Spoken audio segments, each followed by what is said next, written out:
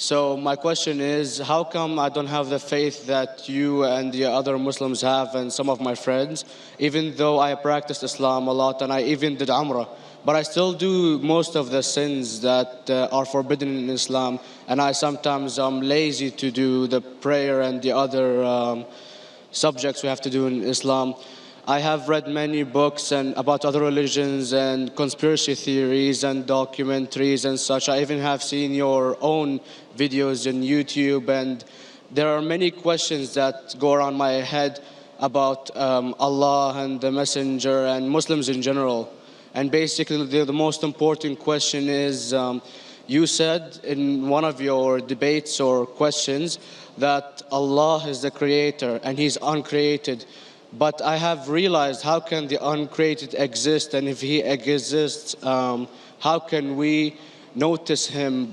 How can we see Him or hear Him or feel Him or know of His existence if He's uncreated in our own dimension or so? That's one of the questions. Brother Ahmed said that he is a born Muslim. He comes from Iraq. He read the Quran, he read the books, but he commits many sins. He believes, maybe sometimes he's agnostic, and he's lazy for praying. Brother, before I answer your main question, if you do sins and if you're lazy for praying, that does not make you a non-Muslim. As long as you believe that praying is fard, sometimes you miss, it's a sin. It's a major sin that you sometimes don't pray, but that doesn't make you a non-Muslim. If you say praying is not required, then you're doing kufr. But if sometimes you do sin, sometimes minor sin, sometimes major sin, it is haram, it's forbidden, but that does not throw you outside the fold of Islam. There are sometimes waswasa of the shaitan asking you, you're a Muslim, but this is wrong in Islam, this is wrong. And it does deviate the person's mind. At that time, maybe your iman may be low. But these things should not make you consider that you're non-Muslim. Regarding a question that I mentioned in my speech, and you're right, that Almighty God is the creator, but He Himself is uncreated. You asked the question, how can the uncreated, how can we see the uncreated, and how it's possible? Allah subhanahu wa ta'ala is Khaliq, is the creator. And by definition, He's uncreated. Because normally people say that when they try and prove in logic that everything has a creator, who created this table, the carpenter, from where he got, from the tree, who created the tree, so it goes back to Allah. So when many of the people try to convince an atheist, they try and say that everything has a creator, and then they get trapped when the atheist asks him, who created Allah? So if you hear my tapes, I never go that way. I ask the atheist that how did you come to know about the universe? How did you come to know about the functioning of the stars, of the sun? And he says, and goes back, that the creator. So it's the vice versa. So if you know how to deal with logic, you don't trip over this problem with the atheist trap, the Muslims or the believers, by saying who created Allah. By definition, Allah is uncreated. And if you ask the question, who created Allah? If you have heard my tapes, I give the reply. That suppose a person comes and says that my brother John. Yeah, I know, I saw that, I heard that's funny, but I mean, how does he exist if he's uncreated? Not that is Allah. Yeah. That's the difference between you and Allah. How does he exist? Means he was existing. He doesn't have a beginning. You and I have a beginning, that's human being. So that's the difference between us and Allah. You can't say that Allah has to be like us. If Allah is like you and me, why should we worship Him? I see, but have you heard of the phenomenon, the Big Brother, used by various orders and political agendas to control the people and such by implementing it into multiple gods, and then later on it became a monotheistic religions all over the world to make it easier for the people to... Sorry, I've never heard of the religion Big Brother. It's not a religion, it's like a theory, an idea, basically. For example, what does it say? Yes? What does this idea say? What does it say? Is that when you have a big brother, it's easier for you to live life. when you have someone watching you the whole time, understanding you the whole time, protecting you the whole time, being with you the whole time, and you can talk to him, although he never talks to you back, maybe in your dreams, due to your mind and such, it's easier for you to live. While a human who does not have a big brother and is not easily controlled into doing so and is having complete freedom is a danger for the major ruling powers and such. So what does this say? I don't understand. Big brother may be there, big brother may not be there. So what does it have to do with Islam and God? What does it have to do? Because basically Allah is watching you the whole time. So you want to say that Allah is like a big brother? Indeed, you use him for your protection so you won't be scared. You know what I mean? See, this is the hypothesis. Hypothesis.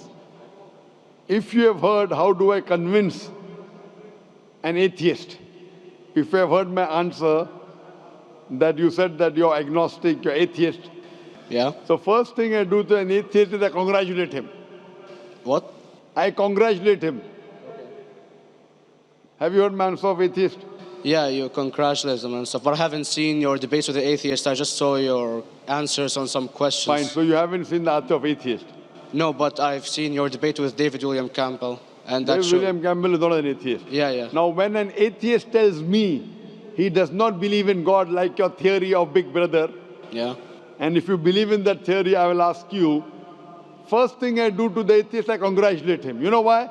Yeah, because they think and they don't follow what their parent does and such stuff like that. No. I congratulate him because he is not doing blind belief.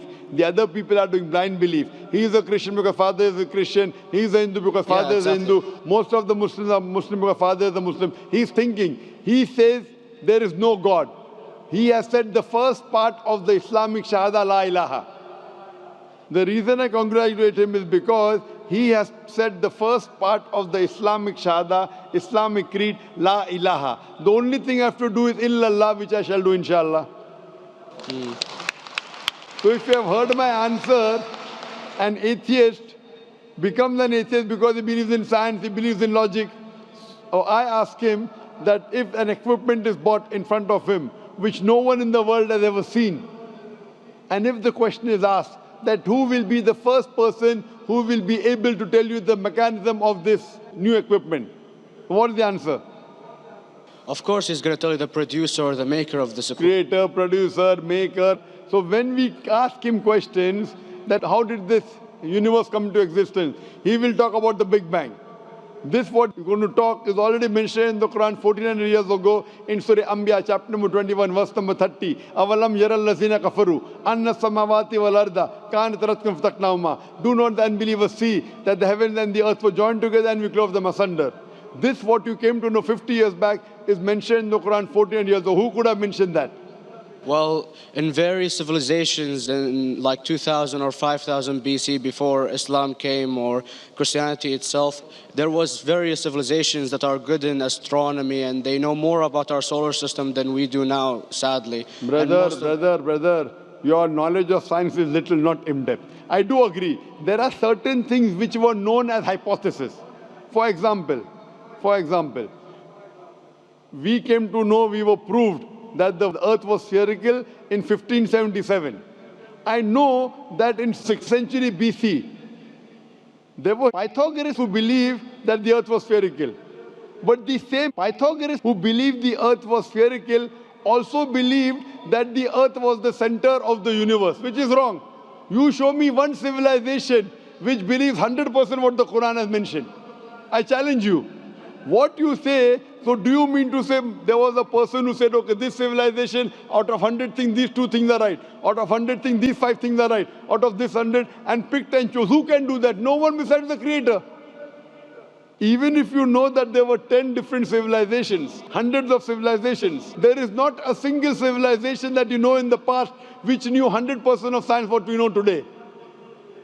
So where is your logic? Where is your theory? I do know that certain things were hypotheses, which were proved later on. But there is not a single civilization which knows everything what is mentioned in the Quran.